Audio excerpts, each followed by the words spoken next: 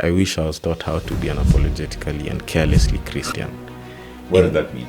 As Christians, there's a nervousness, there's a scarcity of confidence in relation to just saying, yes, me, I'm a Christian. Mm-hmm. Like, I don't drink, I don't party. So you're going to be performing on Blankets and Wine. Mm-hmm. What do you think your community is going to feel like when you go on that stage? I don't know, to be honest. Mm-hmm. I'm not sure. I think there'll be mixed feelings. I usually say at the end of the day, my respect is to God, my journey is with God. Mm-hmm. Because, hey, church is, it can break your heart, Bana. Mm-hmm.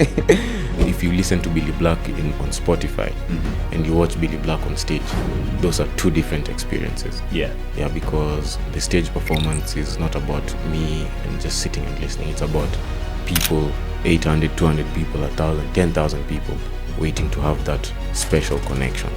So you have to give them something that is beyond a melody and words.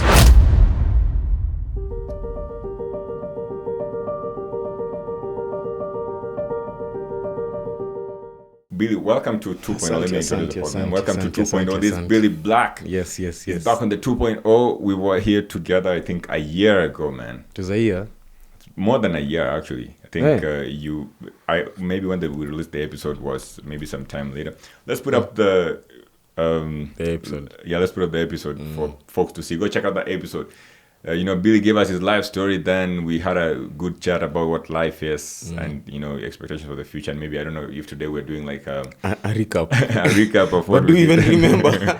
I could pull out the questions here because I still have them. But I don't remember what we really talked about, man. Yeah, off the top of my head. And in case I wasn't prepared for it to be like a recap. Yeah. But I just want to catch up on life, see what life has been like for you, see what's going on in, generally in life.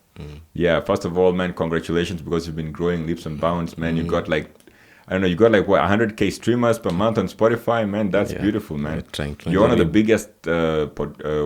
biggest musicians in Africa right now. Yes, right now. You even won something. Your soundtrack, it won the best soundtrack of the year. Yeah, it won best soundtrack in East Africa for Africa Movie Academy Awards in Nigeria last year, September. Yeah, man, that's beautiful, man. Congratulations. Yeah, so it's an amazing thing, because most artists are not really involved in the film space, and I love the film space. I love videographers. Actually, I love collaborating with videographers and visual artists more than artists, like singers. Yeah, you know what? I'm going to do something. I actually have a film that you and I did back in the day. Yeah. So Dave, let's put up the thumbnail to that video. The video is on not YouTube. There's that other streaming platform, video streaming platform. Oh, Vimeo. The video is on Vimeo, man. We did that 10 years ago or something. With Nyakundi. Yeah, with Nyakundi Saboke, man. Nyakundi now is a big he's a big actor in East Africa. Yeah, man. Yo, that's crazy. And it's nice to catch up. Where Flowers Bloom. I was actually hanging out with Nyakundi earlier today, man, and we had a chat about a lot. Yeah. And I told him I'm gonna meet you later, but we didn't. There's something we didn't remember when we were recording the song. That portion of the song, Where Flowers Bloom, so does Hope. So you told me that Nyakundi was sleeping on the floor. Yeah, when we were recording it in the studio. Yeah. Man, that was not actually 10 years. It's more than 10 years ago. I think it's 11 years ago. Yeah, because Machakos were doing something. So the governor of Machakos. Yeah. What's his name? Oh, Alfred Mutua. Alfred Mutua had organized this thing for filmmakers.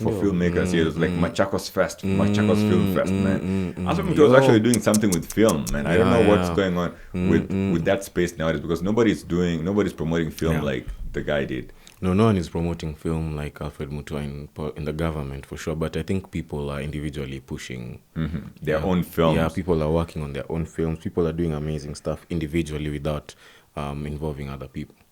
Yeah, but I mean, what do you think? Do you think the government should be actively involved in supporting filmmakers? Like, it's a bit a sweet thing for me, because I believe the government needs to be involved. You see, like, people say network K-pop, the Korean pop culture. Yeah. They're saying it has boomed because the government literally just pushed and poured all their money into the culture. So definitely, if the government is involved, imagine right now you can see what the musicians and the filmmakers are doing with negative, not even zero help. with nothing. pushback. Actually, we are Yeah. being pushed back with pushback. So imagine if the government was to be part of the movement. Actually, Kenya would be the biggest entertainment industry in Africa for sure. I know that the Kenyan entertainment industry single-handedly supports the Tanzanian music industry, I think. Well, at least that's what people say. That's what data says. Yes. And also, if you see when Sisi Winans is doing a world tour, where is one of her stops? Yeah, she did a stop in Kenya. Yeah, Lecrae, whatever you want to pronounce his name. yeah, as. Lecrae. Thames is coming. Yeah. Who else? Burna Boy. This is one of their stops. Yeah. Chris Brown would have stopped here, but we just don't have the infrastructure. So Kenya is they usually Chris Brown didn't stop here. Yeah, because of infrastructure. Oh, you only did it in SA? South Africa. Okay. Yeah. So all these artists, even South African artists, they all come to Kenya to do shows. So Kenya is very ripe. Where would you put us on the scale of Africa? Would you say we are what, number 2, Number three. Number 3. Okay, Yeah. After Nigeria, I don't know. I think it's Nigeria, South Africa, and then Kenya. us. Okay. So Nigeria, Afrobeats has really taken over the whole world. Then Amapiano. Then Kenya is. So I saw a video of someone saying if Kenya, Nigeria, and South Africa were neighbors. Actually, let's see if we can do that. If Kenya, Nigeria, and South Africa are neighbors, to be the best or the worst thing, depending on the relationship of. You know what? I'm gonna do something crazy here, Dave. Let's try to rename Uganda to South Africa, and let's rename Tanzania to Nigeria. In the map of the two countries and you next switch to each people. other. Yeah, or better yet, maybe Somalia should be South Africa. What do you think? Actually, if we can switch there, acha tusiongee, we'll be cancelled, bana. Yeah. I mean, we just but to be honest, if Nigeria, Kenya, South Africa were one team, I think would be the first world country in the world. Yeah, true. Yeah, in the world, not even in Africa, because we have some audacity that this life needs. All those people, Kenyans, South Africans, and Nigerians, they have some audacity in life to push stuff, to push themselves out there. Yes. Even the fact that we're seated here right now, it's like almost midnight and we're doing this. Yes. And soon you'll be in Canada, soon I'll be somewhere else. So we have the audacity to push for agendas that most countries are shy about. We just make unnecessary noise, and that unnecessary noise sometimes is necessary. It's actually very interesting. When I'm traveling anywhere, I travel with my podcasting equipment. So, and I'm always at the airport with these massive bags. I'm probably coming into a country for a conference for my work. And so the folks there ask me, so what are you here for? I'm coming for a conference. What conference? It will be probably either a biomedical engineering conference or a medicine related conference.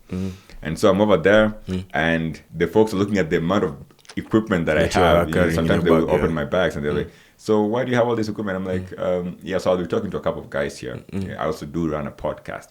And sometimes they're kind of like pushing back because they're like, no, but you shouldn't be doing this. And have you registered with this, with the bodies? I'm just going to be recording. I mean, I'm not doing anything commercial with it, but it's just recording. Just for my own. And of course, it's for my own, because one of the reasons why I do this pod is for my own.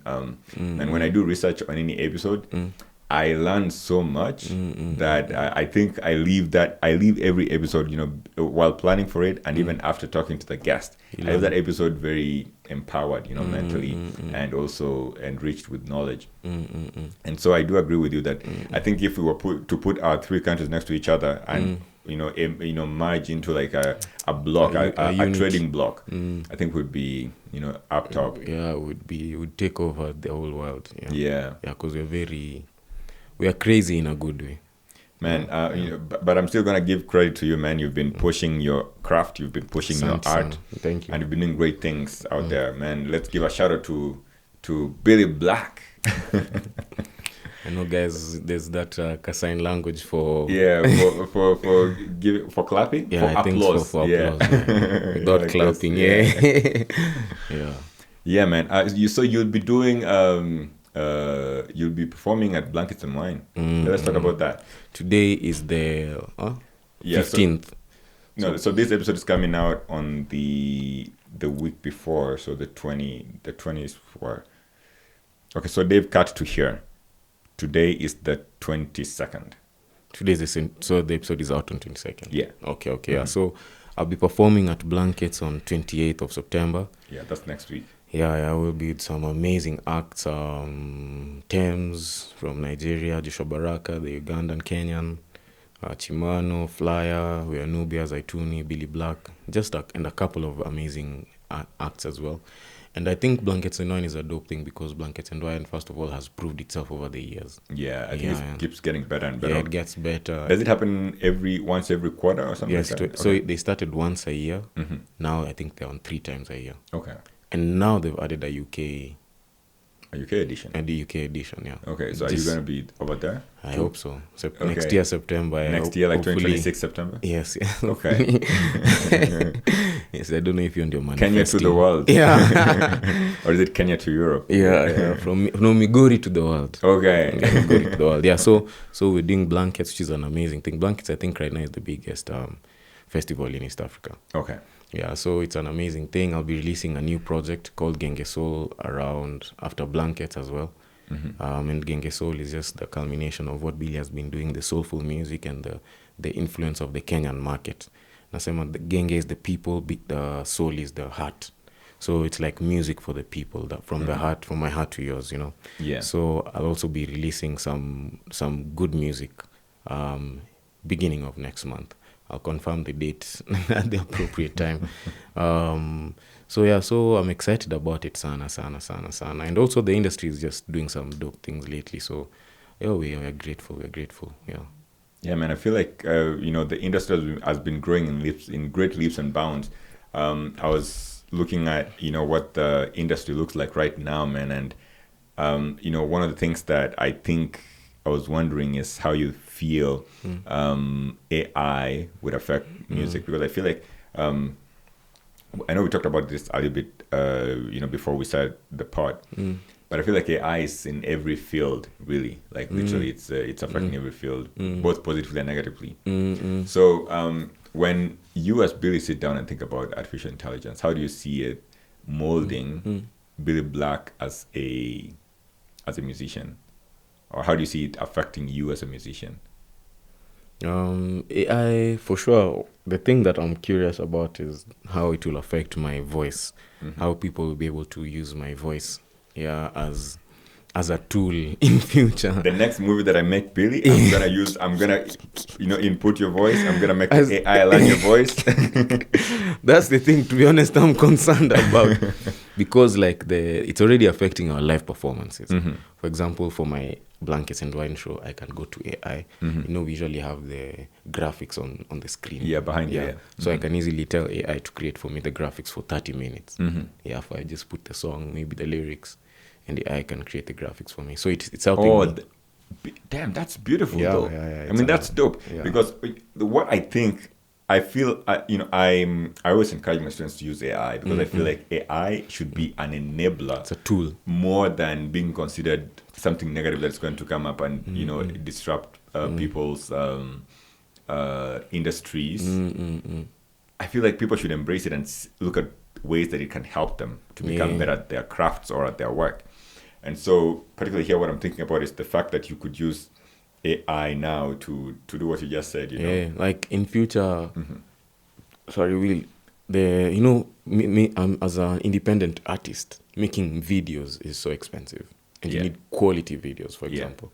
So if AI, you can pay a subscription for a certain AI tool or certain AI tools and use them, for example, to make lyric videos. Yeah. That has already reduced a lot of the burden.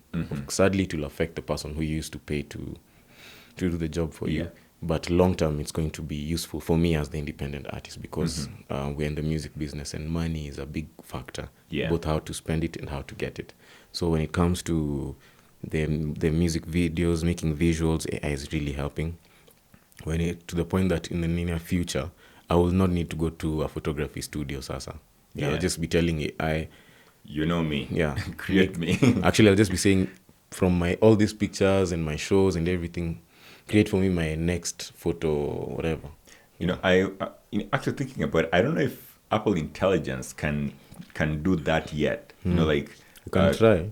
Create a representation of someone. So let's let me try here, see if we can do something. So I'm just quickly gonna connect to my Wi-Fi. Yeah, because like the AI right now, it's it's a blessing and a curse. But I think there are two ways. First of all, you have to use AI. You can't ignore AI.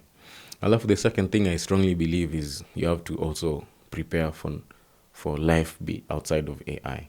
Yeah. For example, me as an influencer, I have to be able to create a system where I have the community.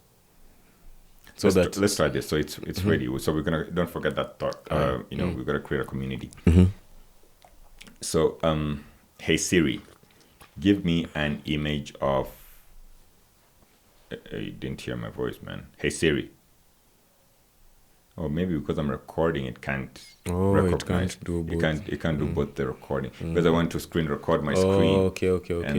And then also try to create that image. But we could quickly chat GPT it and see what. And show it. Create an image of Billy Black doing what? Say anything. Billy Black with his guitar on stage. With his guitar on stage. Festival. On a festival stage. That festival stage. Okay. On a festival stage. Festival stage. I don't. Maybe if you say Billy Black, the Kenyan artist, it will help. I don't know if there are other. But we can just try it for the sake of it. Billy Black, the Kenyan artist. So it doesn't bring you. I think there's another rock artist called Billy Black or something. He's not as great as a Billy Black, though. No, of course not. I think it's going to take some time, so we're going to cut to the end and see what it shows. Yeah. Right. So I was saying the AI, it's a good and bad thing. Yeah, we have to take advantage of it. For example, for the production.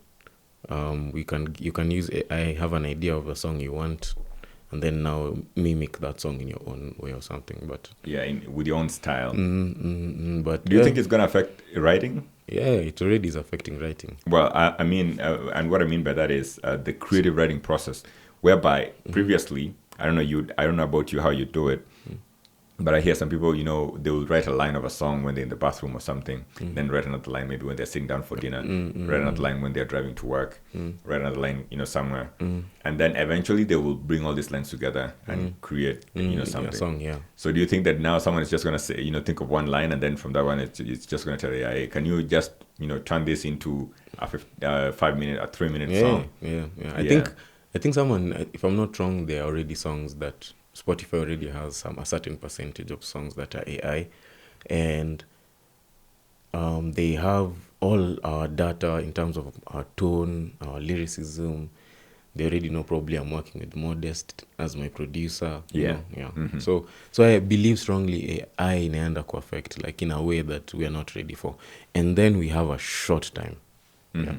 You think that we have a short time before we can? Yes. But I believe now what it will help us with is the live performance. Yeah. Okay. Yeah. So for people who have mastered the art of performing, engaging a crowd, knowing how to interact with people on stage, the whole performance, the whole show, those guys, I suspect they can make a killing in the near future because the AI is going to interfere with our genuine connection. Explain that. In that. You can, for example, if you listen to Billy Black on Spotify and you watch Billy Black on stage, those are two different experiences. Yeah. Yeah, because the stage performance is not about me and just sitting and listening. It's about people, 800, 200 people, 1,000, 10,000 people waiting to have that special connection. So you have to give them something that is beyond a melody and words. There has to be something intangible, that a connection. So if you're a dope, because there are people who are really dope studio producers and studio artists, but the stage presence is lacking. It's struggling. Yeah. So the long-term goal is if you're able to, for AI, for artists specifically, both visual and performing artists, if you're able to create a product in future, post AI, that is able to bring us in a room like this, I feel like those are the winners. Yeah, I suspect. Let me say that. I suspect those will be the winners. Yeah, like if this podcast were in future, we're able to tell people come for the actual live version, and people are willing to leave their homes, take an Uber, come to the venue, buy something to drink, sit down, listen, take that. Those are the people. Now those are the people who benefit. Yeah. When I think about integrating AI in our lives, though, I feel like generally it has there's some positivity to it, and so let me explain you. I think I'm saying my point without. Let me build my point. So you see, when 20 years ago, when you had that robots are going to come to this world, what did you think about what a robot was going to look like? I thought a robot was going to look like a human. Yeah. Yeah. Me too. Like, that's what I thought a robot was. It's going to look like a human that could walk around and do stuff, right? Yes. But, when I think about AI, I feel like AI is the robot that people used to be told about. And so you used to think of a robot which was going to be a human-like machine that would cook for you. But the way AI becomes that robot that we were talking about years ago, that we just didn't know the form it's going to take, is that now with AI, I can create a recipe of a meal that I want to prepare. I can go into an app. So there's apps like Replit. Replit can create an app for you. So you can tell Replit, hey, create an app for me that will order a grocery shopping list for me. So Replit will create that app. It'll order the food, the grocery list for you. And that's going to be picked up by a store somewhere. And then the food is going to be packed in whatever package that you have. And you're going to receive the food. You're going to receive the food. And probably how you're going to receive the food is it's going to be put on a drone, and the drone is going to fly to you. So this drone is flying by some sort of artificial intelligence that is following a map that is probably pre-programmed or not even pre-programmed into it. And once it drops the grocery shopping list at your door, the grocery at your door, then you're going to pick the groceries and you're going to mix a couple of things together and you're going to probably put them on the fire. And because your fire is, so your stove is AI enabled, it can tell how soft you like your food and stuff like that. So it'll know how much to cook your food. And then you'll get your food off the stove, and then you'll sit down and you'll probably eat it. So I feel like... And it can even make for you your food knowing Joab is coming at 7, so let me start making the food at 6:30. Yes. So that when he gets to the house like this, the food is hot, fresh, and ready. Yeah, exactly. I think that's crazy. And that's a day's job. Yeah, that's exactly. Not a team of 20 people that you've sat down. That's just one person on their computer with Wi-Fi.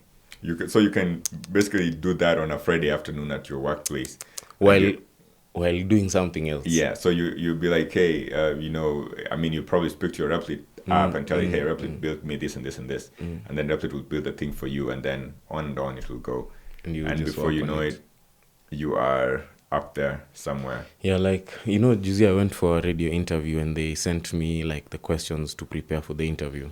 And when I was just looking at the PR, it was just AI. I hate that so much. Yeah, they had just sent an AI prompt, then they sent it to me, and I was like, I'm not even going to use questions it to ask, questions to ask a musician. A musician when he's coming to the radio. Those must be interns who are working there. I don't know, to be honest. Do you think it was like a proper radio presenter who prompted the AI for those questions? No, it wasn't the radio presenter. So it was the company that had sent me. Like I was representing people. Okay, yeah. I see. Yes. I see what you mean. Yes. Because man, I've tried to do that before. It gave me questions to ask a musician, and stuff like that. Yeah. The questions that it gives me are so off. Yeah. And I feel like they're so impersonal. They're impersonal. I can't create a story from them. Yes.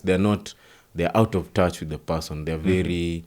Like I usually make a joke and says, when you go to the radio and they ask you, so tell us, Billy, who are you? And you're like, even I don't know who I am. I'm still discovering myself. Still trying to know who I am. So I feel like AI is going to give you those questions for, so who are you? So when was the first, very mechanical centered questions? Yeah. So it's working against us in some regard where the radio presenter is told, Billy Black is coming. So you just ask ChatGPT, hey, give me 10 questions I can ask based on where Billy Black's career is, what he's been up to, blah, blah, blah, blah. So you go to the radio interview, they just ask the questions looking at their phone like this, and then, so it's not personal. Yeah. So it works against us, it's already working against us for sure. Yeah, but on the contrary, though, I feel like so there's a couple of things we can do to prepare ourselves. Kind of like what do you think we can do? Shield ourselves To prepare for for all, because everyone is going to be affected. Yeah, so Unless you're a plumber. I think that I think that you don't need to really switch careers in order to be prepared for AI. So one of the things that I say, learn how you can use AI in your field, because what I think about is I was having a chat with my colleague at work, and we were talking about how 20 years ago, 30 years ago, we didn't have computers were becoming mainstream. So there was accountants who used to use like ledgers and calculators or stuff like that, and black books and stuff like that, and they would do their accounts on the book. And when someone came and told them, there's something called a computer, it's just coming out right now, maybe you should use it. They're like, I know me, I'm an accountant, man. I know how to do my job with this calculator, with a calculator and with a ledger book. And so I'm good at math and stuff like that. And they stuck to that. And so what happens is that there's some accountants who learned how to use computers and came. There's some who decided, you know what, we're not going to use computers. And those who learned how to use computers replaced the ones who didn't know how to use computers.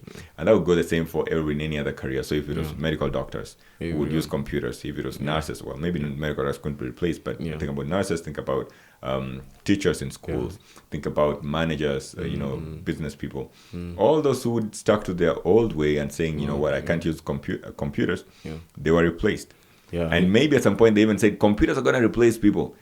And what you actually realize, the computers didn't replace the people. It is the people who know how to use computers that replace the people. The people who don't know how to use computers. Same thing happened when the internet came about. About 5 years later. So about in 1995, when internet was penetrating in the market. So in 1995, early 2000s.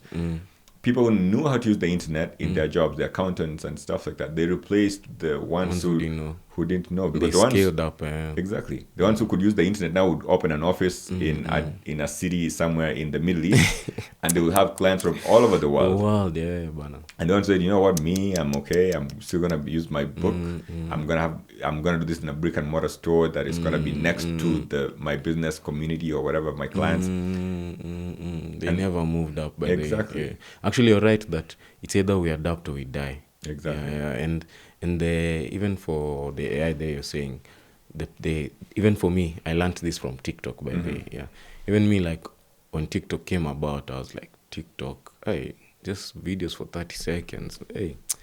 But now I'm seeing people are making crazy money on TikTok, but and that's when it came about. You're like, on Instagram, we have YouTube, we have Facebook, we have Instagram, but people are making noise, guys.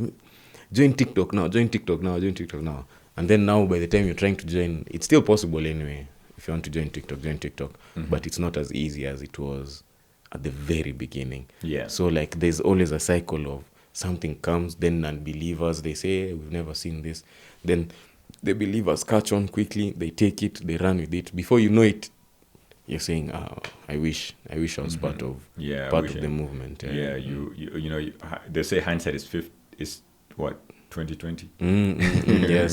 So I believe AI is going to, it's something that if you don't jipanga mapema, because I was also in the education I was teaching. It's something that I still like doing. So I was even wondering and asking, how does this AI, how will you teach as a teacher in the next 3 years, not after 10 years, just 3 years? Because when I used to teach, sometimes I'd be doing sound production, and you teach an idea of acoustics. Acoustics is the way sound works in a room, for example. And you just introduce the idea of acoustics, but there's like some 2-3 very involved students. The moment they get home like this, they ask AI a couple of questions. By the time they're coming for your next class next week or 2 days or a few days after, whatever you are going to introduce to them next, they've already gone home, they've done research, and now they're bored. They're genuinely bored in your class, because they've already done research. So now I was asking, so how are we supposed to prepare for... And schools as teachers, as educators, schools all over the world are very scared because that landscape is changing. Fewer students are coming to school. By the way, even students now are not going to uni. Because they can learn other things And if it's just looking for knowledge in a certain field, they can always find books or study studies on the internet, or find some sort of AI to do this for them. Yeah, they don't need to learn it. They don't need to learn a whole thing just to do one. Like they don't need to learn coding just to create the app. Yeah. Just ask AI to make the app, then they focus on whatever else they're trying to do with the app. Yeah, and I think that is gonna change schools very much. And so one of the things that I do in my classrooms actually is encourage students to learn how to use artificial intelligence for their different assignments. And not only that, because my assignments are very practical. Write me an essay. Once in a while, there would be write me an essay, but I mean, I don't focus on that. Those sort of assignments don't have so much weight. Most of the weight will be on stuff like, I'd like to see how you would implement this project using some sort of AI. So you probably create the app that is going to do this. So you got to think through how to, what are the tools that you're going to need to solve this problem. Even in the first place, you got to decide what actually is the problem here that I'm trying to solve. And then somehow figure it out from there. And I think that is more useful as opposed to when, you are introducing very primary concepts, like we said, acoustics here, very basic concepts. I think it's going to come to a point whereby maybe school is going to shorten. I think that's what I'm foreseeing. A degree is like 6 months to a year now. Maybe, something like that. But you see, there's a danger to that, though. So university or college generally doesn't necessarily just give you the knowledge. It also equips you with other interpersonal skills and stuff like that. And so that is one of the things that's going to suffer. Yeah, because actually most of us in our careers, our business partners, people who we are working with are people who are within university. Yeah, they're the people who we are working with in one way or another. And they make a good percentage of your maybe community. Not your friends, but a community that you can, like maybe you have 2-3 friends right now who you've met after uni or before uni. But you would always know someone in uni that you can always go back to and fall back even on. Even if you are not close by then, but you are with them and you've seen how their career has blossomed in one field and you need help in that field, so you can reach out to them. But AI is encouraging me and you to learn from home on our phones. Like soon they'll be saying no need for laptops, you just have a phone. Why need a laptop? Just learn on your phone, man. Just get an iPhone with enough storage. Actually, you just put storage in the cloud. As long as you can type on your phone and send something, send email, receive emails, you're okay. Because when the same way you're saying, I don't know, have you watched Black Mirror? I've watched a couple of episodes on Black Mirror. But what do you think of Black Mirror? That's one of my favorite series by day. They had this episode. Let's put up a poster of Black Mirror. Does David like Black Mirror by day? I don't know. Dave, you can tell me and let's put in the comments. Does Dave like Black Mirror? So, which episode did you? Do you remember? There's this episode that had because it's about basically, it has every episode is individual. AI, and it has like an AI undertone, like a tech undertone. If you watch Black Mirror, so there's the episode where people are getting, I think, social points, like social credits. Oh, I saw it. So I look at you and I see. Your social rating and stuff like that. Yes, like, and I can even add, I can rate you after this podcast. I can say, yes, after the podcast, let me give you 5 stars. Not even after a podcast, man. After seeing you on the street and interacting with you on the street, after saying hello to you, I'm like, no, she smells, she has an odor. No stars. So and then you keep on going. I have seen that episode. Higher or lower. Man, I think that was scary, and it seemed very distant, but we're already there. But now I see how it is very. I think we're already there. It's just we've not gotten to that extreme version for that episode of Black Mirror. But already, if I tell you, your Joab, I want you to do a podcast with my friend, he's called Peter. The first thing you'll do is you'll say, send me his Instagram. Let me see who Peter is. Then you might like Peter. And then Peter you might call Peter for the podcast. But then Peter will come check your podcast. And maybe Peter will be like, he just has 500 followers, 1,000, 10,000. Me, I'm looking for millions of followers. So, I get many of those, by the way. Yeah, so we're already, even as artists, like, for example, like bookings, endorsements, fans, like the people who come and see your listenership and how people follow you.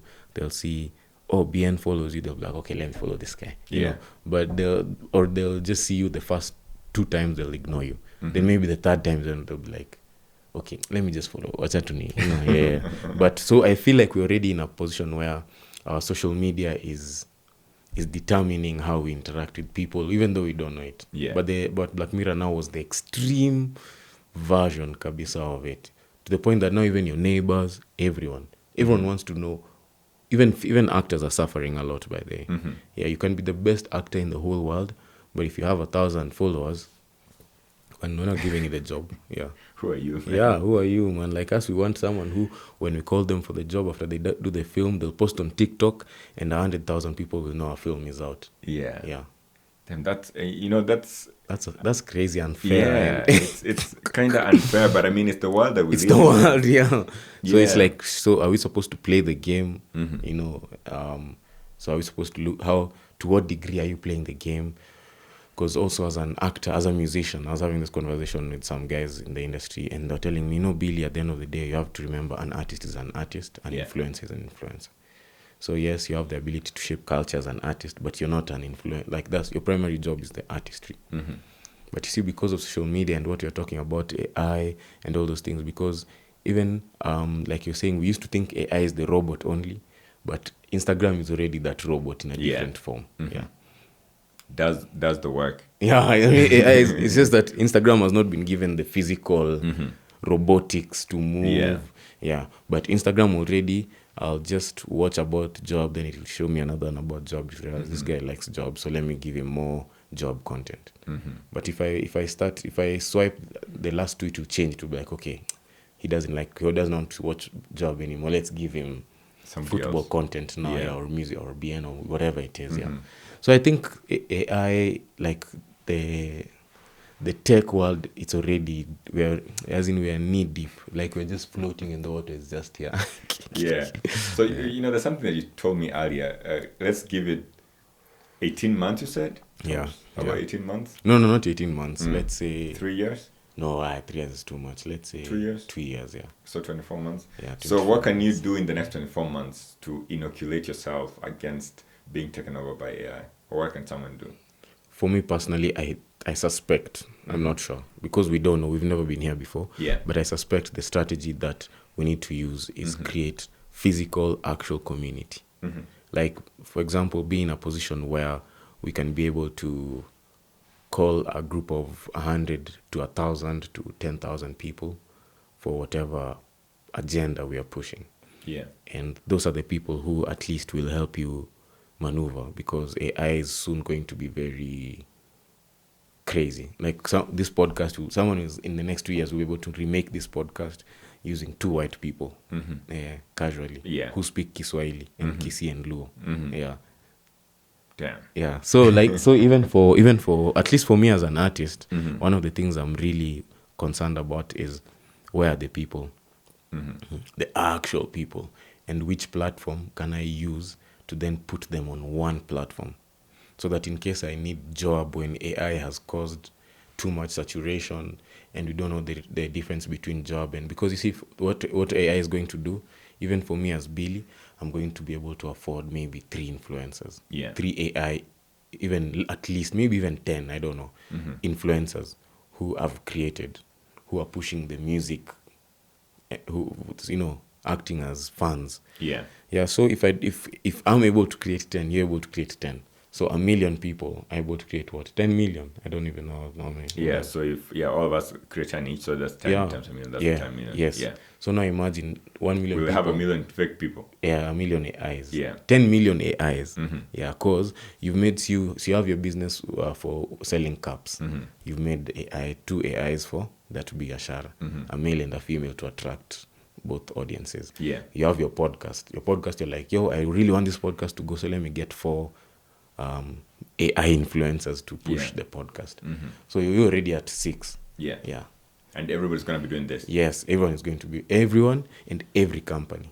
Yeah, the same way right now, everyone, like even me right now and you, we can decide, why don't we start an event called Chini ya Mnazi? There's an event already called Chini ya Mnazi. I'm just using this as an example. Yeah. Yeah. immediately we'll just go on Instagram right now, put that page, Chini ya Mnazi, Instagram, YouTube, Nini, and we'll tell all our 50, 100 friends, please follow Chini ya Mnazi. Chini ya Mnazi. Yeah. So everyone is already doing their version of that. So now AI is going to take it now another level, where now every business has influencers. Imagine. That's crazy. Don't you think, what do you think then life becomes at that point? Doesn't it become synthetic? That's the best word I can think of. And it becomes like this table. No, it comes synthetic. Yeah, but I mean, some people would find this table exciting. Do you think that people would find that synthetic exciting? I think it's exciting for a moment because it's a new experience. But after that, like the way me and you, like, we just look for each other, like, hey, uko wapi?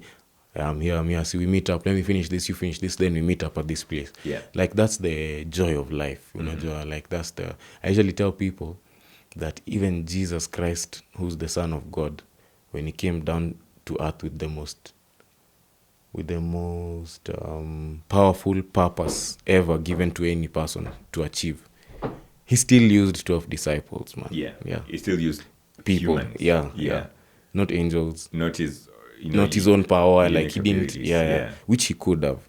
So I usually say, if Jesus Christ in his wisdom decided, you know what, for this mission, let me get some 12 extra boys or men to be part of this mission. Yeah. And these 12 will also help other people. They also had the other people, their own disciples, I'm sure. So now imagine, who are you, Joab Ogato? Who am I, Billy Manze, to try pursue this thing individually? So I think it's going to be, and also based on that social pandemic I was saying, I think we're already being affected. Like, I already see how my friends, some of them are being affected by, like, the way we live our lives today. I was just telling someone how, for the first time ever, our grandparents are living alone. Yeah. For the first time ever, bro. Grandparents never used to live alone. But grandparents are people who used to go to their boma. They're like 20, 30 people.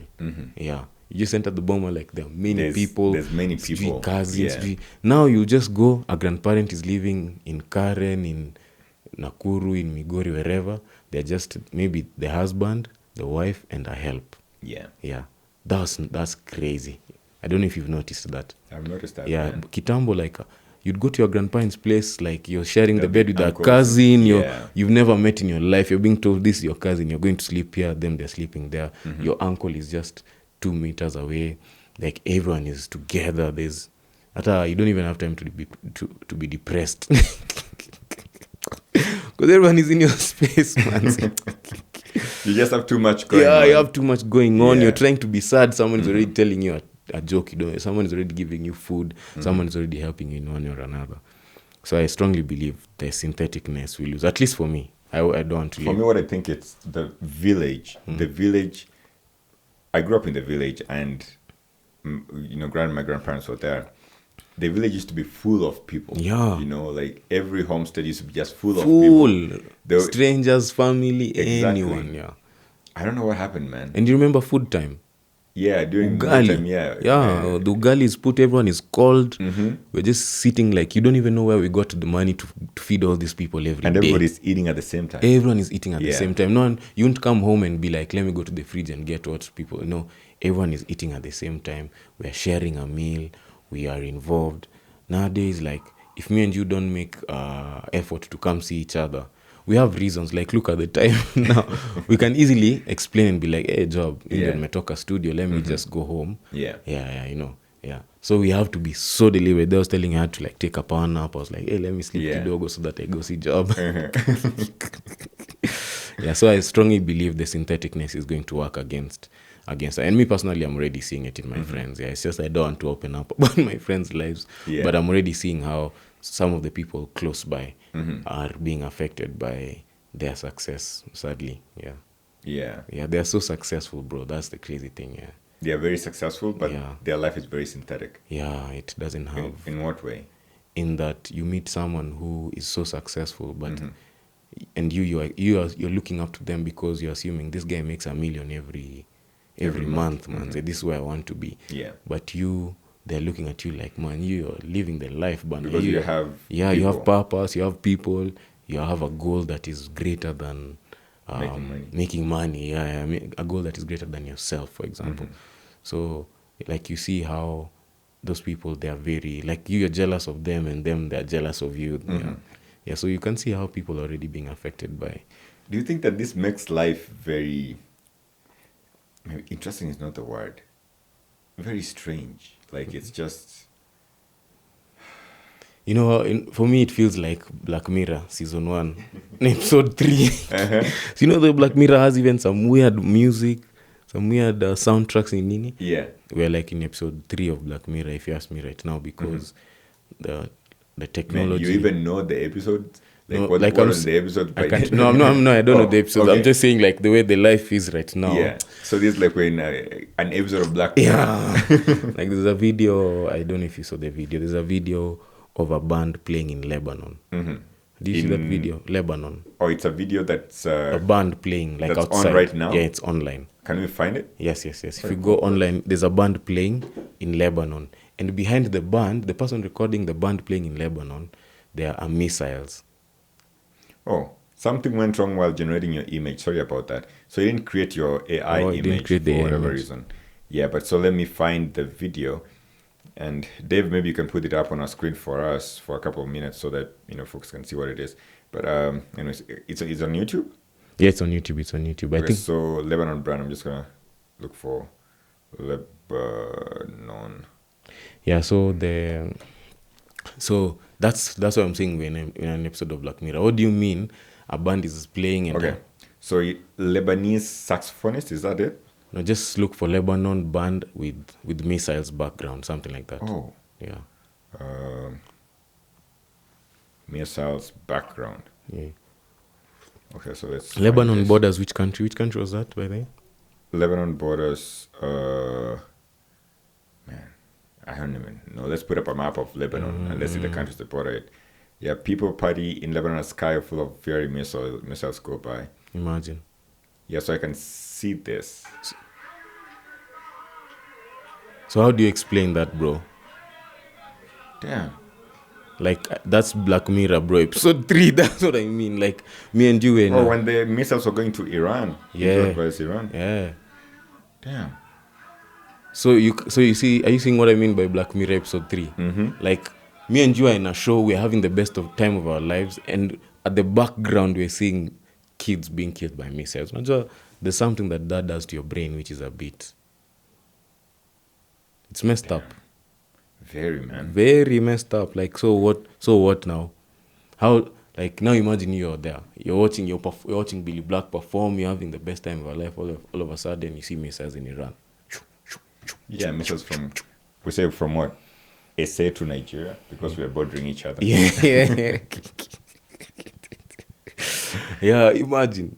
Yeah, I think that's sad. That's crazy. Yeah. So for me, sad, that's scary, and sad. yeah. Like, how Triple scary. like triple sad. your mind can't even understand what to do with that information clearly. Like, you can't clearly know, okay, this information, I'm taking it and doing this with it, because on one end you are taking in the fact that people are dying, on one end you're taking in at the same exact time. Yeah. Yeah, that's like honey and I don't know what being put in your tongue at the same time. Honey and what? Something sweet and something not even chili, like something sour, you know. Yeah, so for me, that's when I look at the future, I feel like it's a weird feeling about that. How did you even get to Story of Lebanon? Man, first of all, I'm just sad that, you know, people just kill each other for the sake of it. I don't, you know, to answer your question though, I think we're talking about AI, so we're still on the topic of AI, and that's what we got here. But and the story of Black Mirror, you know, the episode something. But I'm like, you know, if people were standing somewhere and looking down at us, they would be so. I don't think Disgusted. they'll be wondering what sort of intelligence we have if we just want to kill each other because of our differences. I was hanging out with someone here recently and we were talking about it, how sometimes we just want to kill each other, and yet we are human. We are all human, you know. And so why would I be killing my fellow human. Yeah, why? Yeah. You know, because we just disagree on Eh, a certain principle. So we disagree on a god. yeah. We disagree on a religion, you know, a race. We're different races and stuff like that. Tribe. We're different tribes, exactly, or we are on different political platforms. Yeah, nationalities, all those things. Yeah. And it's something crazy that, you know, I was even thinking about is how, so you're going to be performing on Blankets and Wine. You are a Christian, right? You're a Seventh-day Adventist. What do you think your community is going to feel like when you go on that stage? I don't know, to be honest. I'm not sure. I think there'll be mixed feelings. Yeah. There are people who are excited for me. There are people who are not excited for me. Yeah, for sure. It's a sad thing that there are people who are not excited for me, but I guess it's beyond my control. There's nothing I can do about it. Yeah, but yeah. The way I think about it is this. You see, sometimes as Christians, we want to paint this picture, and we even end up lying to ourselves. And this is what I mean by that. We end up lying to ourselves. So you see, sometimes we've painted a picture of we only listen to hymns playing and, you know, a cappella music, you know, Christian a cappella music and stuff like that. But when we'll go to parties and there'll be weddings, you know, weddings and stuff like that, there'll be songs from secular artists playing in those weddings, and we'll be there dancing and celebrating the music. When you have parties in our own homes, we do that. In our cars, we play music sometimes that's not Christian. And I think it should be okay for you then to stand in and fulfill that desire in that way. And here's what I mean by that. Of course, there are things that maybe some Christians would be uncomfortable with because they aren't Christianly. But I don't think that sharing a platform with other secular artists should be grounds for you being beaten up. Because then we should stop working with non-Christians. Yeah, that's right? true. Yeah. We should stop going to non-Christian banks. Cars. We should stop buying cars from Toyota because the owners of Toyota believe in Shintoism, which is very far away from Christianity. We should... I guess, I don't know, just even what secluded communities. Even some of the drinks we drink, the owners, like they share ownership with companies where that you didn't want to be part of. So yeah, like it's to be honest, it's a hard topic. I was having this conversation with my mom a while back. Yeah. And one of the things I was telling her is I wish I was taught how to be unapologetically Christian. Like I wish I was taught how to be unapologetically and carelessly Christian. What does that mean? In that, as Christians, there's a nervousness, there's a scarcity of confidence in relation to just saying, yes, me, I'm a Christian. Like, I don't drink, I don't party, I don't, okay, wait, if you're a Christian and you drink and you party, I'm not saying you're not a Christian, I don't have the list, luckily, But like, if you're the outlier, we're not taught how to confidently walk into a space that is not for us and still be ourselves. We are told, I don't go there. Don't use. Just stay here. Stay here with the Christians. Like, don't talk to those guys. Don't look at them. Don't ask them anything. When they talk to you, don't look at them. Let them not ask you anything. So you don't know how to. So now you're put into an environment and you're like, okay, so what do I do here? So you really struggle to thrive. And this is also an unpopular opinion, but I've been doing ministry since I was like maybe 13, and it's something I love doing. Even now, I'm in conversations. I might be going to like a specific school in Eldoret. End of this month for ministry, purely ministry. No, I'm not being paid or anything. But when I've been doing that ministry, the truth is the church is set up in a way that they'll invite Billy, for example, when they're raising money to build a church, for example, which is perfectly fine. But like sometimes you're wondering, so these guys are calling me to raise 70 million to buy land, or 20 million or 50 or 100 million, but like they've not created a system for me to be taken care of.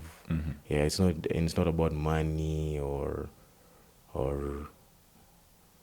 like wealth, but just sustainability. Yeah. Yeah. So like, for me, I usually say at the end of the day, my respect is to God. My journey is with God, because church is, it can break your heart, bana.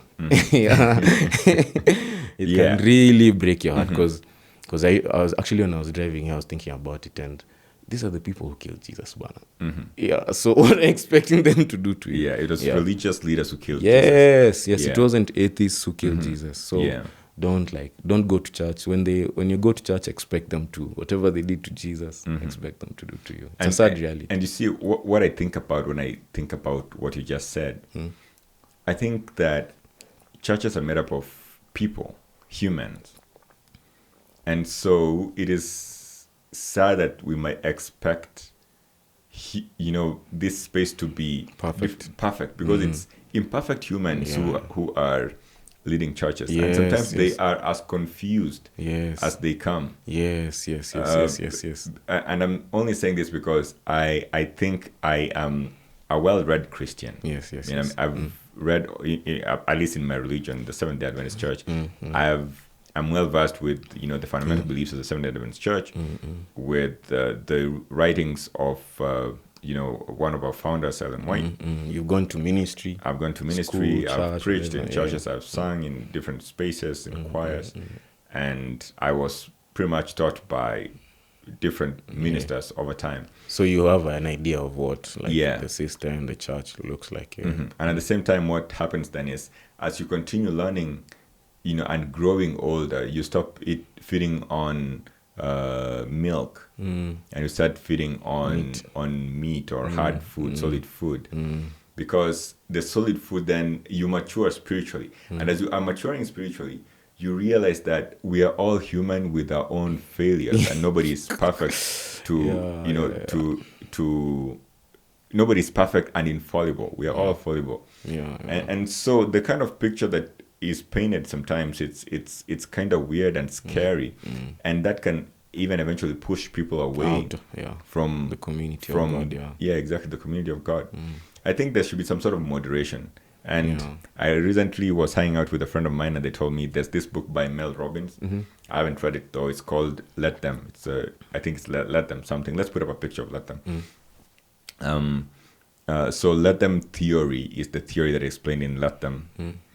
And I'm not, since I'm not conversant, I might be wrong with just what this is. What you remember. But what my friend told me is that let people be who they are. You don't have to force people into your belief system.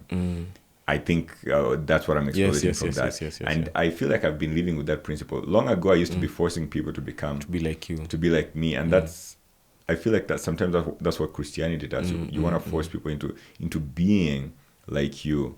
But actually, to even explain it better, you're first waiting for them to be like you. Then you're like, okay, now you're welcome.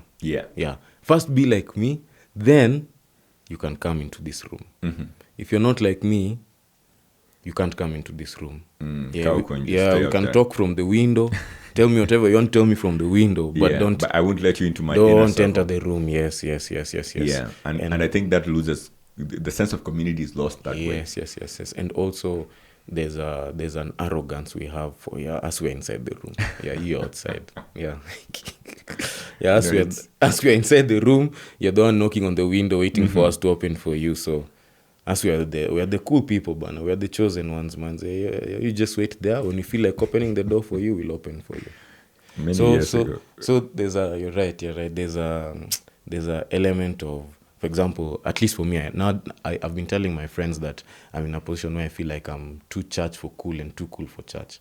In that, when I go to church, my friends are like, oh, this is the guy who's hanging out with those other guys. When I go to hang out with those other guys, they're like, oh, Billy, pray for us. Unajua Billy ni MSDA, so acha tuombe kabla tuanze,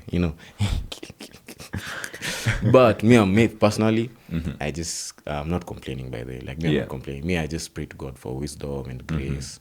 And like you already said, mercy, goodness and mercy has no option but to follow me everywhere I go. So that's not a problem for me. I just feel bad sometimes because I see what the children of God could be able to achieve if we would do away with very small challenges that are confusing us.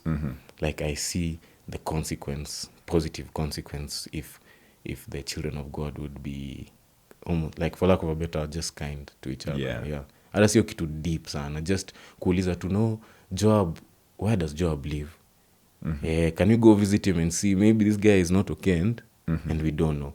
Instead of like us just having a very surface level. And can I tell you, I have one of my friends, and I think you know my friend, and I tell you the story, you'll know who it is.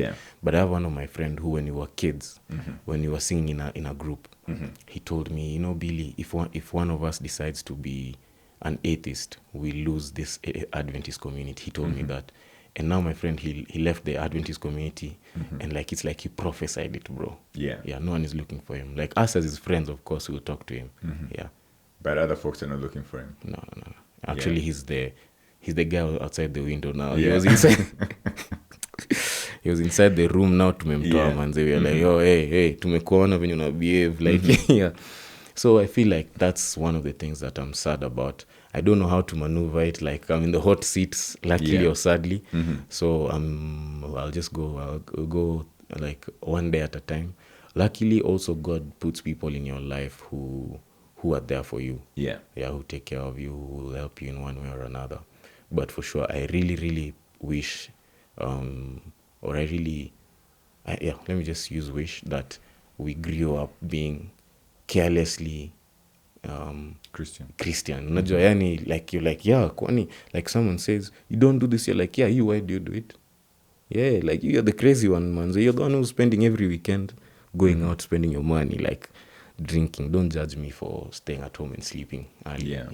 But we are not taught to be like that. So even the guys who are doing, and again, I'm not against people who are drinking. They come to my shows and I love them.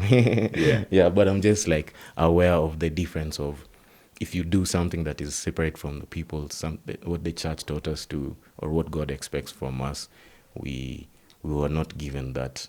The grace. Not the grace. We're not given I want to call it braggadociousness. Yani ile, you just enter and you're like, me, this is what I do, and this is how I do it. If you guys don't want me to do it, it's okay. But why don't we start doing it then? At least you and I. So we've started today as well. Even because walk into spaces and just be yourself. Hey, my name is Billy Black. I'm Seventh-day Adventist. And I'm happy to hang out with you guys. I mean, and this is what I stand for. Yes. Like, I'm trying to do it, but I can't lie. Like, it's hard. Do you think it will make the other guys feel like you are you're feeling better than them? No. They know. People know when you're feeling better than them. They'll just know. If you're being genuine, they'll know. If you're making people like feel like you're better than them, they'll also know. Like for me, my whole band, they're not Adventists. We go for shows. We do shows. After shows, everyone goes home. Sometimes not even we hang out without having to do a show. And they've even performed in an Adventist church. How is that received? For them, okay, I wasn't with them that day. Okay. But they liked it. And actually they are saying the reason they've had a successful year is because their first event was in an Adventist. I think I know one of the members in your band. Yes. There's something I want to say about Christianity though, but let me talk about the member in your band. I think your bassist JP Ayenga? Oh, no, JP is he's helping me with brand. My bassist is called Tugi. Okay. But JP is definitely part of the team. He's helping me with other things, But he plays the guitar too, right? He plays the bass, but he does booking sometimes for Billy Black and also endorsements, nice, man. Shout out to JP. Let's put up a picture of JP on the screen. JP Ayenga. I was actually just talking to JP now. Jimbona Simeke was off today, but I just talked to him now. JP is one of the most amazing people we have in the industry right now. What they're doing, he's part of a team called Mapenzi Bibandaski. They've just done their second successful event this year, which I was part of, and I think they're planning the third one. If I'm not sure, they've not told me. I'm just assuming. So JP is part of the movement. Victoria, he's also going to be at Blankets. Dangerous man in a good way. I went to the same high school with JP. Oh, you went to the same high school with JP? Yeah. Well, so you know JP. I know JP. JP, to be honest, personally, I'm probably gonna find him and say hello to him sometime. No, I'll actually tell him I'm with you. He'll be so happy. Actually, JP is, the way we say some people in the industry come along your path and are so useful. For me, JP is one of those guys. JP has come through for me in one way or another, man. And may God bless him with like 3 Mercedes Benzes, a black. Man, let's put 3 Mercedes 3 black Mercedes Benzes next to each other. C200, S-Class, and G-Wagon. Okay, let's put those up there. Yeah. So I heard, this preacher say once that in heaven you're going to be surprised. There's going to be 3 people there who you're going to be surprised to meet there. Or maybe not. But anyways, the number one surprise that you meet in heaven is you will find people there that you didn't expect to be there. Second surprise, you'll find some people who you didn't expect to be there, not there. So you'll be like, oh man, they're not here? Oh man, oh, this guy, is Billy? Pastor so-and-so? Oh man, Billy's brother? Billy's brother is not here? Yeah. Yes, Then the number 3 will be yourself. You'll be, what? I'm here? I made it, yeah. Man, I think there's a mistake. Yeah. Because man, if you sit down right now, if you sit down right now and ask yourself, if Jesus will come back today, like other Christians believe, would you go to heaven? There's a question I'm asking you. Oh, you're asking me? Yeah. Do you think you'll go to heaven? I don't know, man. Like, I hope so. You hope so? I hope so. Me too, man. I hope so. I don't know, but because I I hope don't so. know. Yeah. I don't know. We're just trying to the level of Yeah. There's a video of Tyrese Gibson. He says, I'm just doing my best with every hour that I get. I don't know if you've seen that video. I know David. I know David has seen it. With David, I think he says, with every 24 hours I get, I'm just doing my level best. Dave, if you can find that, let's put it up on the screen. Also, I want to see it. Yeah. So you're right. They will be so shocked about. And even, but let me tell you, man, growing up in the SDA church, to some degree has made me so judgmental, man. Like I judge people so badly. Yeah. So badly. Like I go to some places and like I'm just like, yo, Billy, you're so dumb. So selfish, so hypocritical. So because like you're not realizing that this person the same way like you're looking for your journey and your process with your experience with God. Even that person, like whether he's the gangster of gangsters or he's the alcoholic just in a ditch somewhere. Yeah, those guys, everyone is just they don't want to be in that ditch, that same place.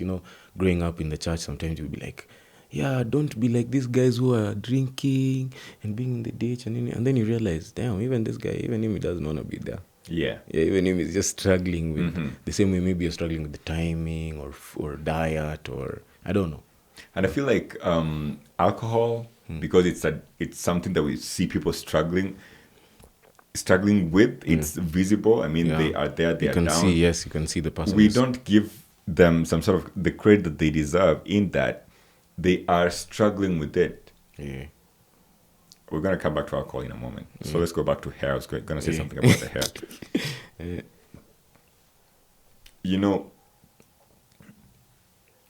If you don't have a clean shaven head, not a clean shaven head, but a properly shaven head, well-combed hair, you're probably considered to be, not heavenly material in some circles. Well, at heavenly man, too far. Even just some job. Yeah. But when you actually think about it, your hair is natural. That's who you are. Yeah. It's just growing on its own. Exactly. Yeah. And what is outside you shouldn't be used to judge what is inside you or who you are. But I feel like you are your character. If you are a hardworking person, you are, that is the judgment that should be laid upon you. So when you decide to judge me based on my hair and how it looks like and how it's shaggy or how it's, how I have dreadlocks and stuff like that, I think that is just sad. And I've seen people with dreadlocks, we were talking about JP here, I see people like dreadlocks being judged harshly in many spaces, simply because they don't have the European standard shaven look. Because you look at Europeans, most of them would have long hair. I mean, they have the ability to cut their hair short, but they'll have long hair, right? And they'll be smart with the long hair. You see a black guy with long hair that is held at the back, whether it's in dreadlocks or whatever, they'll be like, oh man, this is not neat. Exactly. And then you start being stones are thrown at you and stuff like that. Like and I think that's just sad. Kwanza, you as a professor, now they're telling you, hey. No, I mean, for me, I'm easy. It's not bad for you. For me, sometimes I get a pass. People say I've studied too much. And because I've studied too much, I don't have time for my hair. Of course, I don't. I mean, it's one of the least things that I worry about. Yeah. One of the things that I decided earlier on is I decided what to wear every day of the week about 5 years ago. So I just said, from today, I will be in a black t-shirt, black pants. It reduces a lot of stress. It reduces stress, man. So I think right now I probably have like maybe 20, 30 black t-shirts. Maybe more. So you're copying Billy Black in shorts. But even to be honest, you also have like black t-shirts and stuff? This past 5 days, I don't think on Saturday I was something different. But apart from Saturday, I've been wearing a black polo or a black round neck. Yeah. But you change sometimes? Yes. Okay. Okay, yes, I change. Actually, for me, now I'm being forced to change. Yeah, my brand does not allow me to. Okay. Yeah, for me, I mean, my brand manager is myself. Yeah, you don't. And so black v-neck t-shirt all the way, man. For me, luckily, when I go for shows, my videographer Chienjo makes my black t-shirt and black trouser look super amazing. By the shout out to Chienjo, but long term, I have to spice it up, kiasi. But I feel like it takes too much time when you have to decide every morning what to wear. Yeah, so that's why you find most people in certain levels, you have to get a designer. Yeah, someone who I'm not there yet, maybe, to get a designer. Yeah. But I also feel like that's a waste of money. I'll use that money elsewhere. Yeah, you don't need one, to be honest. It's just a pompous way of just trying to tell people that I made it. You know, I even have my own designer, man. Yes. Hey, Mr. Designer, man. Man, can I get my outfit for tomorrow and the day after tomorrow ready, delivered to my hotel? But it's just the only people who need it are influencers. Yeah, influencers, artists, people who in the public eye. So, because you know, when we are going to blankets, for example, we are representing us and blankets, and people have paid a certain, and I have a certain expectation. So they're expecting you to exceed. Worst case scenario, fulfill the expectation. Yeah, but the best thing, they're expecting you to go above, beyond whoever they're expecting to see. So there's a mix between being like just a musician in your day to day versus that person who on stage. There's a rapper called Chance the Rapper. He says Chance the Rapper. Yeah, he says let's put up a picture of Chance the Rapper. Yeah, he says the people's champ has to be something the people can't be. Yeah. So you have to do something like... You say that statement again. The people's champ has to be something the people can't be. Hey. The people's champion has to be something the people... Yani, you have to be... The dope person has to be dope in a way that everyone else can't be dope. Yeah. Damn, that's deep. So even for you, as you're scaling up, at some point you get to a point where you'd like to live a normal... casual life, but society is like your job. We expect you to be our leader. You can't be you can't be behaving like us. Yeah, we need you to do better. Yeah. Do you feel like you performing in different stages enables you?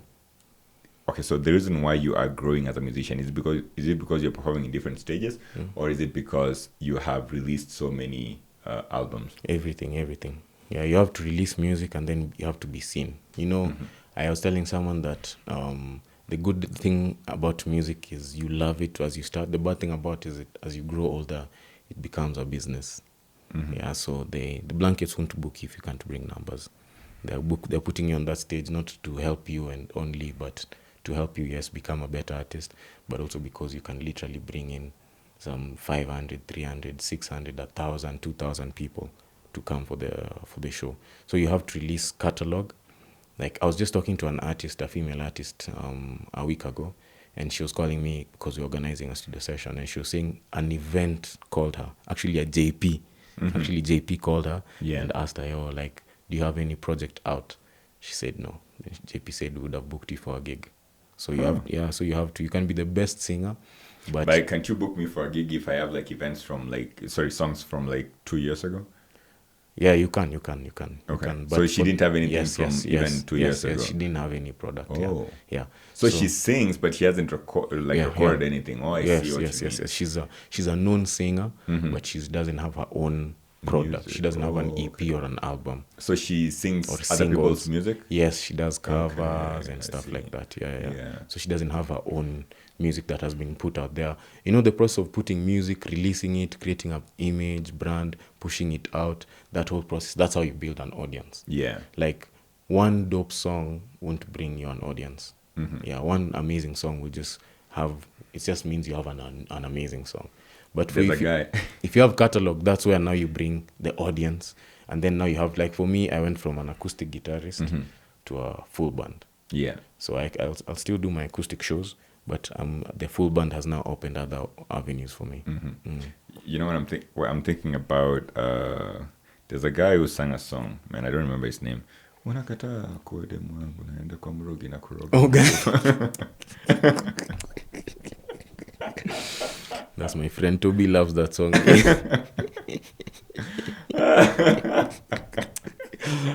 You know that guy? Who sang that song? By the way? It was a guy. He was produced by KRG The Don. The song is actually on KRG The Don's page. Oh, it's not like an early 2000 song. No, it's a recent song, maybe like 5 years ago. Okay. I think the song is called Taka Taka. Oh, taka taka, oh taka Yeah. taka taka taka. I was trying to remember that song. Yeah, it's called Taka Taka. I remembered it. Oh man. His name was disappeared. But the point, I think he came with a one hit, and then I think he disappeared somehow. Yeah, even you remember Caesar, bam bam. Yeah, bam, bam, I mean, I don't know what happened to the guy, man. No, Caesar's from back in the day. so the way the industry is. Do you know, first of all, did they ever find out where Caesar went? No, they don't know where Caesar is. Yeah, I don't know if Do you the think- family has found him. You think so? I don't think the family has found him. That guy. Man, if anybody knows if Caesar Caesar was found, Yeah. put it in the comments below. Yeah, I don't think Let's Caesar see. was found. Yeah, Damn. yeah. But You mean someone can just disappear from this planet just like Kwanza that? early 2000s, afadhali now we can use tech. You think that maybe his brothers? I mean, he So must be alive somewhere. You're saying someone must know. I think so. Maybe his family knows. Maybe we'll Google after and see. But I don't think Caesar was found. I watched a video Tuesday of someone saying Caesar has never been found. Okay. Because also, think about if you're Caesar, worst case scenario, you'd at least try another song. You had the biggest song. Your first song was for sure you'll go to studio. But the guy was like 13 years old when he produced that song. It was, Maybe it older, was just maybe a 16. one-hit wonder. Yeah. Actually, those are the worst artists to sign by the record labels. Don't like them. When they're young? No, Or when they have one-hit wonders. So they want a catalog too? Record labels Yeah. want a catalog too? That's and how they then- make money, yeah, because you either have a catalog, then you have a one-hit wonder so that they can use No, it. like what I mean is when they're signing you gotta have a catalog. I can't say you got to because social media has changed a lot of Okay. things, but 99% of the time they want catalog because catalog is what separates you from like Everybody anyone else. who can. Right now, the last time I checked, there were 35 million songs on Spotify with 0 streams. Imagine 35 What? million songs on Spotify. 0 streams? 0, not 1, not 2, 0. How many songs are put up on Spotify every day? Do you Sure, know? I'm not sure, but millions. I think at least A 1 million? million or something. Yeah. Okay. And so 35 million of those, 0 streams. Not even. Your And there's girlfriend. people who have like, out of those 35 million, there's people who have like maybe 10 songs or 50 songs. Yeah, Yeah. with 0 streams. What do you think that does to your moral, to your self-esteem? I don't know, man. I think it really makes you feel bad, to be honest. But also, I wonder which type of people those are because, like, at least you listen to my song, Yeah. Like, at least I'll tell you, Job, my song is how to go listen to it. So, I'm wondering. Maybe there are people who are just alone, or maybe some AIs created the songs. Maybe, yeah. Yeah. And then now, Spotify, you can't get money until you make your first 1,000 plays. Yeah, you told me that, Yeah. the last So, time, yeah. so So if you do 1,000 plays or 1,000 streams this month, and then the next month you do like 200, or the subsequent month you do less than 1,000, would they still pay you, or you gotta hit 1,000 every month? No. So your song, your podcast or whatever, once it crosses the 1,000 mark is when you start making money. Okay. So if your song has 999 streams and it never gets to 1,000, it will never make money. But once you get to 1,001, now you start making money from your streams. Okay. Yeah. So now imagine, first of all, there are 35 million with 0 streams.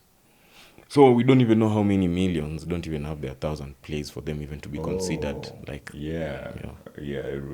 So- like generate income. yeah. So whenever you see artists in certain scales, in certain levels, like they've done, like there's luck, there's chance, there's all those things where you just like Caesar, you've released one song and it's amazing, but there's like there's a lot for you to just be on a stage and be like the top 50, top 100 artists at any given location. To be honest, it's not easy, because even you right now, you can with this podcast equipment, you can record an album tonight and release it next week, or on YouTube in the morning.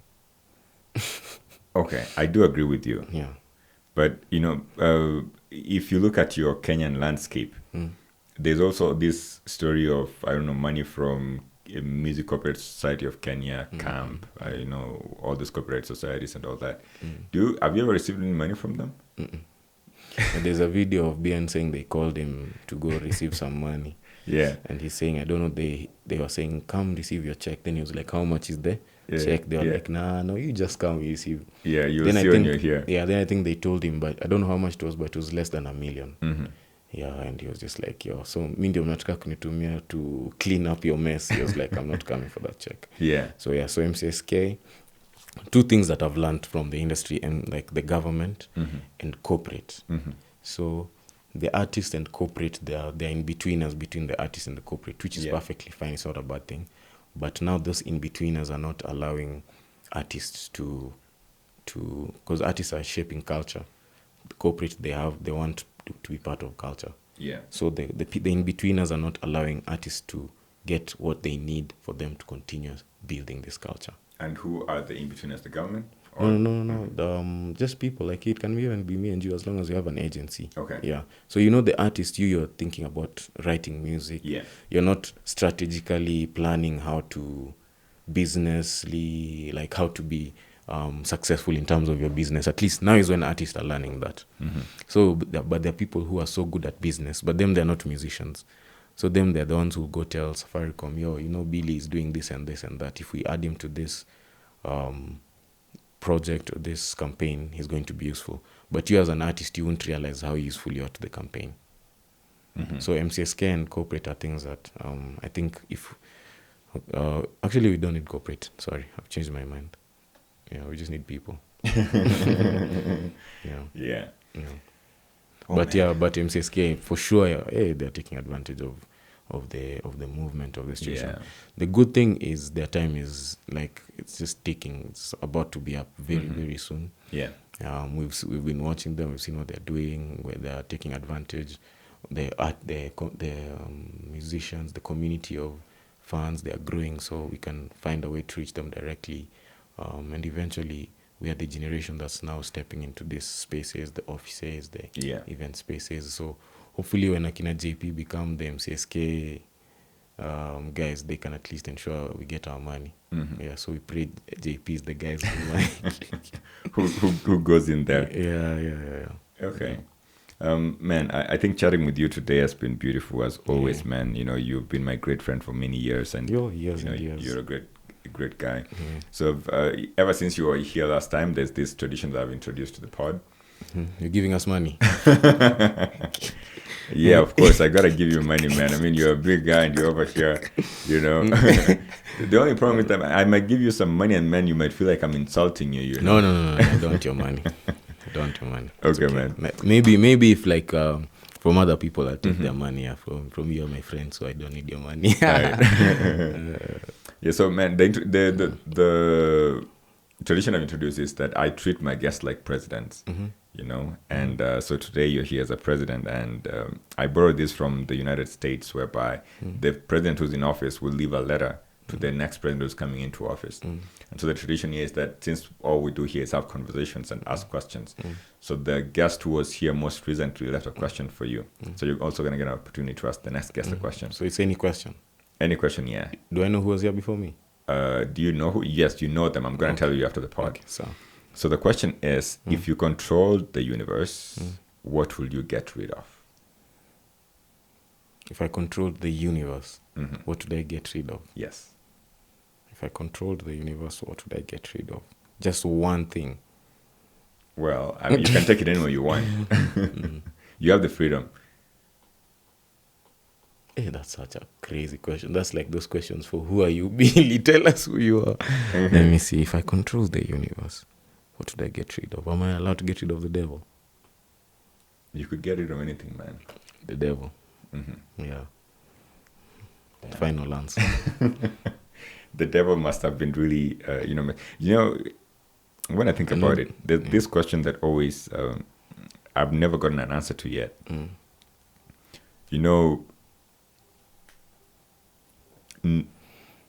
Noah's Ark was created because of the devil, right? In what way? Explain. When God created the earth, it was perfect, and then the devil made the earth imperfect, and people became sinful. And so he created, he told Noah to build the ark so that he could destroy the bad people. To press the restart button, basically. Yeah, sort of. And so everybody dies, and everybody's a child of God. They die. And then the devil is left for the end. I've still never been able to comprehend that, and that's one of the discussions. Why they left the devil for the end? Because God is fair. I mean, why not finish the devil there and then and just let the earth continue being? I mean, I can't answer that, and I've always struggled with it. So I'm waiting for when I go to heaven. That's gonna be my discussion with God, man. Some things. Because me as a creative, I have questions, guy. Yeah, there are too many questions I'd like to ask God. Yeah, there are too many things that I'm so curious about. Even the conversation we were having about church and the people and all that. Like I was telling someone the other day, I was at Ankole Grill. So I was doing Ankole Grill. We do like a 2-hour set. Yeah. So if you're performing at Ankole, you're doing a 2-hour set. Unless something changes. When's the next time you're gonna be there? I'm not sure. You don't know? Okay. Yeah. So the 2-hour set, I do a long catalog. So whenever I'm doing a 2-hour set, any set I usually have like a gospel song. But if I'm doing a long set, like I have a gospel set, like maybe 10, 20 minutes, maybe 2 songs or 5 songs, depending. So I was so scared, man. I was like, wow. Like, how am I going to sing this machon, mellow song about God in this noisy environment? People are having their beers and all those things. And like, I just nervously sang the song. My band, Kwanzaa, even them, they're like, yo, Billy, we have to do this song. They're excited and like, What song was that? There are 2 songs, Best in Me and March On. I thought it was going to be March On. Yeah, Best in Me and March On, both of them. Let me ask you something. Is it possible for me to put on March On to finish this video? Like at the very end? Would I get a copyright strike if I did that? I think you might get a strike, but unless I send you maybe like a specific... No, but no, they'll give you a strike, yeah. Okay. Yeah, no, it's not possible, yeah. All right. Anyway, yeah, so when I finished... But guys, go and listen to Billy's songs, man. March On is one of the Spotify, greatest, yeah. Yeah, that's one of the best songs, to be honest. I like it. I'll tell you about it later. So when I finished my set, I just went to talk to a couple at the front of the table. They were so happy, whatever. And then the guy asked me, he was like, yo, Billy, why do you believe in God? Why are you singing? Why in your set are you singing like this gospel music? What's your relationship with God? And we had a conversation for like 10, 15 minutes. And I told him, yo, I was so nervous about doing this song because you guys, I don't know if you guys are Christians or not. You guys didn't come for a Christian concert. Yeah. Yeah, and I remember him telling me, "Oh, Billy, if there's one thing that has really touched me, is this." And like and I remember telling him, "Man, like this is just crazy." Because like I told you, we're not, at least for me, I've not learned to be, maybe I'm speaking for everyone, but I've not learned to be carelessly Christian. Yeah, like you even call people for network altar call. Okay, now I'm gonna call people, folks.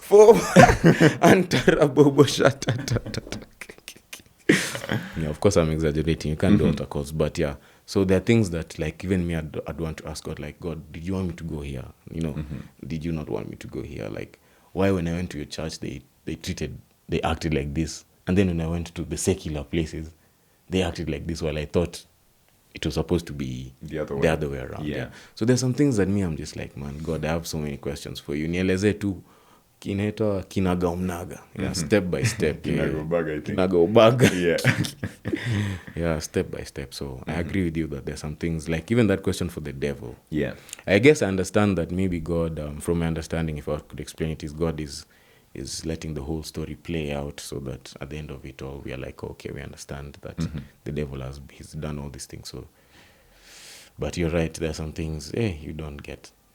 Yeah, you can't understand fully, because just get rid of the devil and, Yeah, man.